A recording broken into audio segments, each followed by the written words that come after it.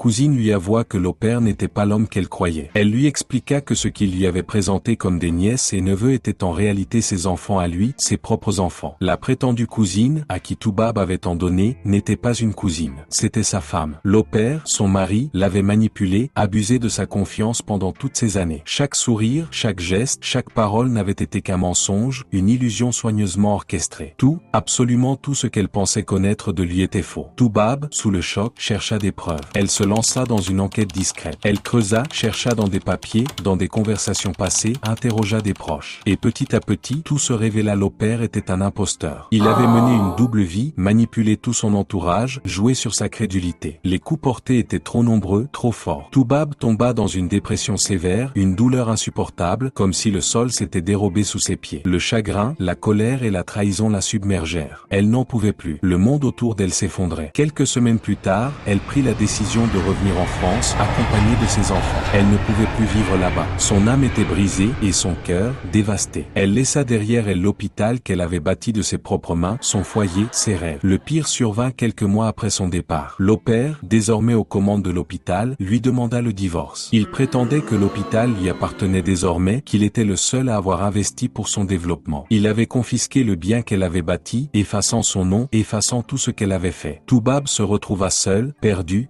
rejeté. Ses enfants grandissaient sans père, tandis que l'homme qu'elle avait aimé les abandonnait tous, dans une quête de pouvoir et de domination. Il avait utilisé son amour, sa confiance, ses sacrifices, pour bâtir un empire. Et une fois qu'il l'eut eu, une fois qu'il l'eut exploité, il la détruisit. Les jours passaient, et Toubab se noyait dans sa douleur. Les souvenirs de l'Afrique, de leur vie ensemble, la hantaient. Comment avait-elle pu être aussi naïve, aussi vulnérable? La question qu'elle se posait chaque jour, sans réponse, était la suivante: que auriez-vous fait à ma place? L'histoire de Toubab est une tragédie silencieuse, un récit de la violence des mensonges, du pouvoir de la manipulation et de la douleur qui peut surgir là où l'amour semblait régner. Il n'y a pas de fin heureuse pour elle, pas de retour en arrière. La vie est maintenant un vaste désert, où l'ombre de son ancien amour plane comme une ombre malfaisante. Et peut-être, quelque part, se trouve la réponse à sa question: que auriez-vous fait à ma place?